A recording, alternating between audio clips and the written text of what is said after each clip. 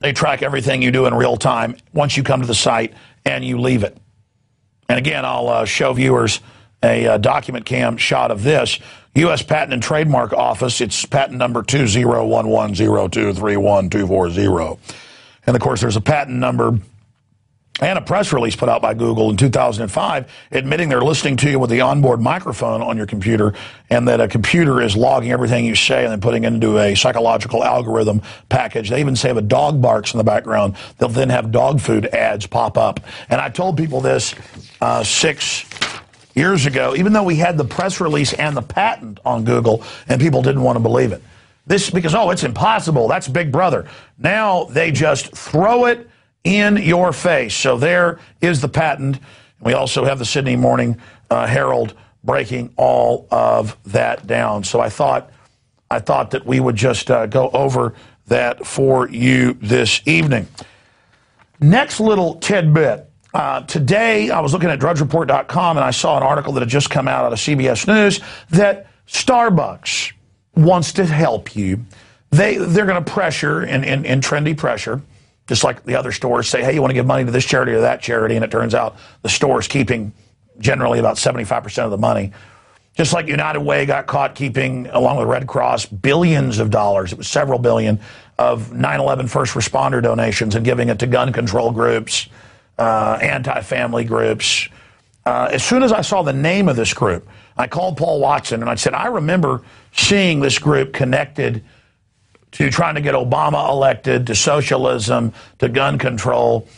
And because they said, we're not just going to have you give $5 and then these development banks loan it at interest. You got to love that. To people locally. It also said they help community groups. And turns out it's connected to Starbucks in 2008, saying they were going to donate part of every purchase to Obama and his campaign. That's how the article ends.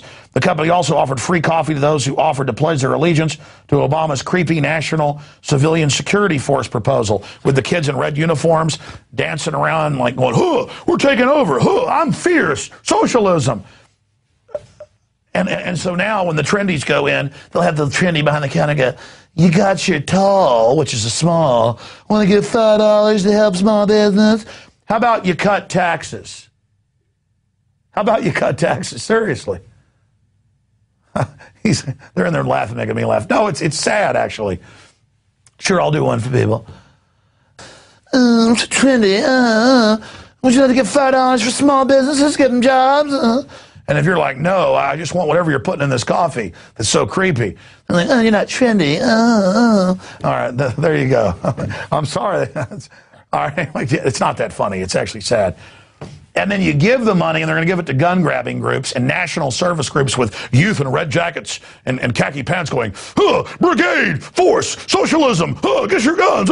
I mean, this is how you're going to get jobs? How about, it's not funny, dude. How about we cut taxes on small businesses? How about we enforce the federal law that most of these federal contracts are supposed to be given to small businesses, and they're not. It turned out they're all blacked out, and foreign companies get it. There's a blacklist. I mean, how about we do that? No, you've got to be lectured by a trendy to give money so they can give it to a gun grabber. So there you go, and let me tell you, it's going to be a huge success. The trendies will be like, oh, sure, God, oh, my God, ooh, liberal, ooh. I mean, it's just, it's true, dude. All right.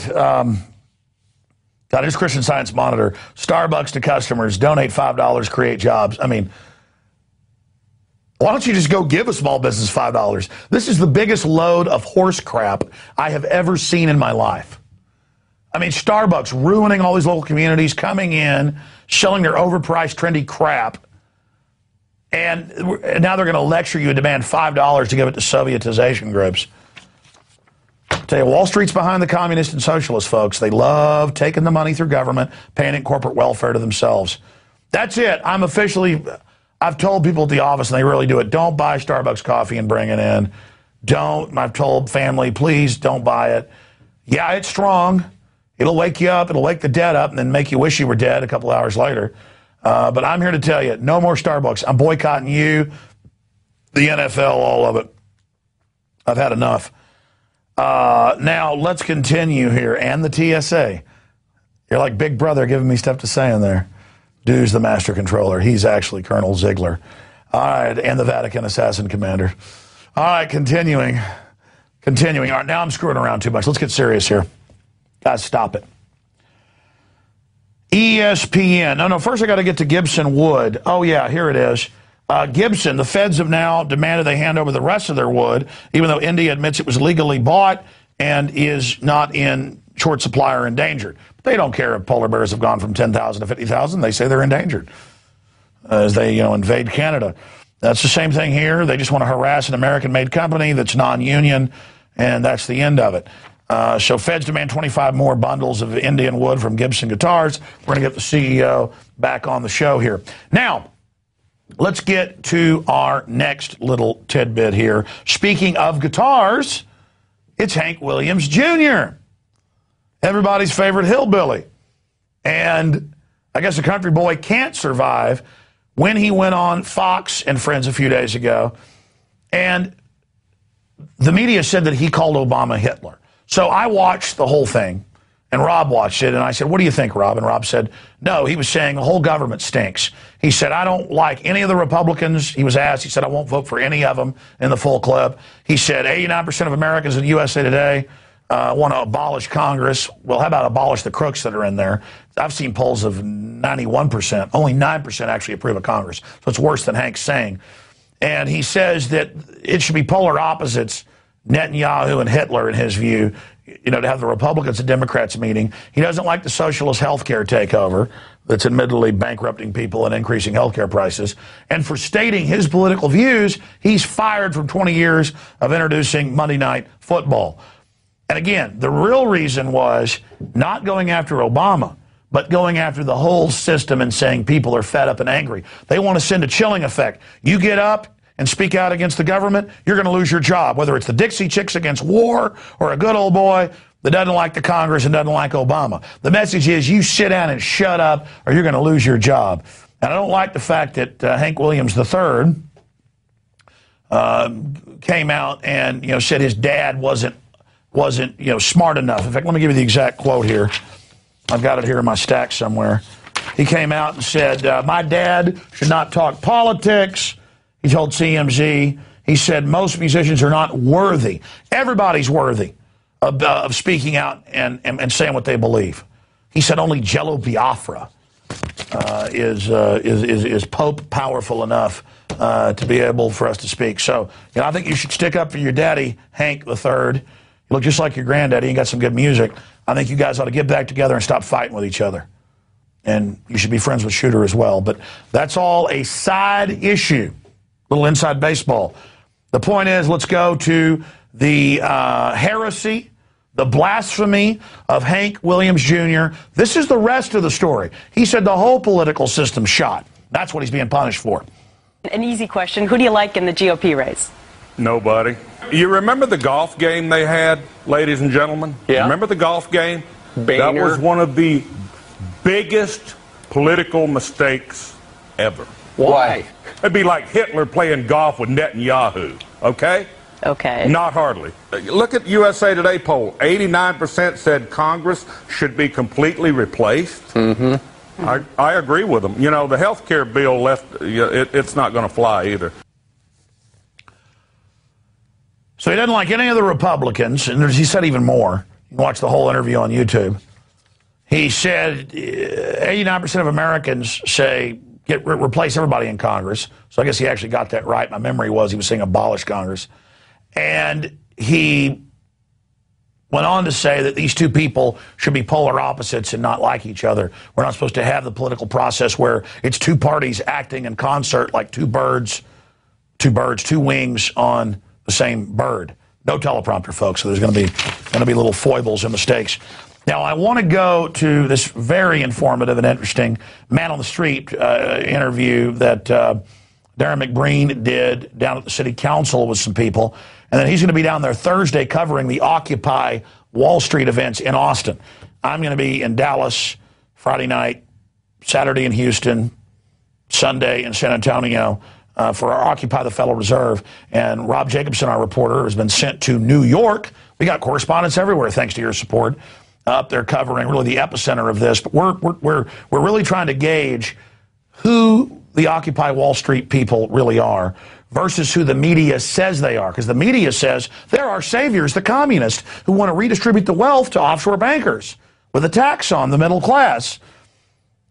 And we talked to people in New York. Jacobson's got the interviews where they're like, I don't care about the $27 trillion of the Federal Reserve. I want to raise taxes on people making, $200,000, $300,000. Yes, that will fix it. So it's more a class envy, class warfare situation. A lot of folks don't understand that when you knock out the middle class, people don't have money to come buy your goods and services, and then you don't get into the middle class. You like burn the ladder that leads upwards or blow the bridge that takes you to the greener pastures. But the bankers know how to manipulate. That's why they're trying this. So there's a fight over the heart and soul over where this rebellion against Wall Street is going. We got neocons trying to run it on the Republican Party. We've got the Democrats trying to take it over with George Soros, MoveOn.org. With more on that, we're joined by Darren McBreen. Thanks, Alex. The leftist Democratic Party front, MoveOn.org, is set to hijack the Occupy Wall Street protests this week, which is pretty ironic given the fact that the Obama administration is a creature of Wall Street itself. Now, we're standing here in front of City Hall in Austin, Texas, just days before the Occupy Austin protests are set to take place. We wanted to get the public's opinion on this protest movement and see who they feel is behind it all. Well, I think it's interesting. I mean, we don't have a whole lot of demonstrations happening in the United States, as far as I know, and this one seems to be a pretty big one. So it's nice to see people coming together and fighting for something they believe in. It's people who are upset with the financial situation, with the bank bailouts, with the lack of repercussions. I think the bankers are getting way too greedy. People talking about freedom, ending the Federal Reserve, talking about the crimes committed by Ben Bernanke and other people in the high echelons of our government. Not sure what their objective or goal is, except I've heard they're against corporate greed. Well, so is everybody. So what is the point, really? I don't understand. I think it's very significant. I think we as a people have to pay attention to movements like this, because what it says is that folks are feeling disenfranchised and they're feeling like their government and their leaders aren't representing them. Where do you think Obama stands on the Occupy Wall Street protests? Well, that's interesting. One of the things I was trying to find myself this morning was whether or not I could figure out who was behind this. Yeah. And my first thought was the Democratic Party. I'm a Democrat. And I support Obama, but I was just curious as to what, generally what's going on. Obama is a corporate puppet. He opposes the people. He is for arresting and pepper spraying all these protesters you see in New York that are unlawfully being detained and arrested. I mean, in terms of whether he supports Wall Street, I mean, it's hard not to when you're the president, because they're kind of the place where all that, all the funding is coming from. His heart is probably in the right place, and he would like to do what he says he wants to do and raise taxes on some of the higher earners. But at the same time, realistically speaking, there are people who donate to his campaign who are part of that demographic. So it's probably a lot more complicated than most of us are willing to admit it is for him. Obama stands for the corporate interest. He's not on our side. He's a pay-to-play figure, as we saw with his Blagojevich scandal. So he's enabled Ben Bernanke and the Federal Reserve. We need to unelect Obama and abolish the Federal Reserve. Just the same thing that the Bush administration and the Clinton administration and then the Bush administration did before that. It's just like a big revolving door. All those guys that work for the big banks, whatever party they're affiliated with, they're circled into the White House and into the government, and then after that term for that president is up, those people go back to working for the banks. They're just like a big circle. Some of us feel that MoveOn.org and those kind of organizations might be attempting to kind of divert the attention to Wall Street and away from the Federal Reserve, who many people feel is more responsible for this whole economic situation. What are your thoughts on that?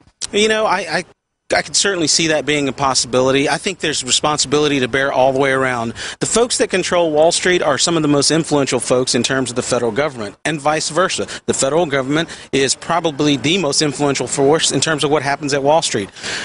I think you can apply equal pressure all the way around. The bottom line is things have to change. I mean, I'm not a big fan, personally, of MoveOn.org and the things they support, but I will say, we got to have a big tent, welcome anyone that's protesting with us, but at the same time, a lot of this will be co-opted.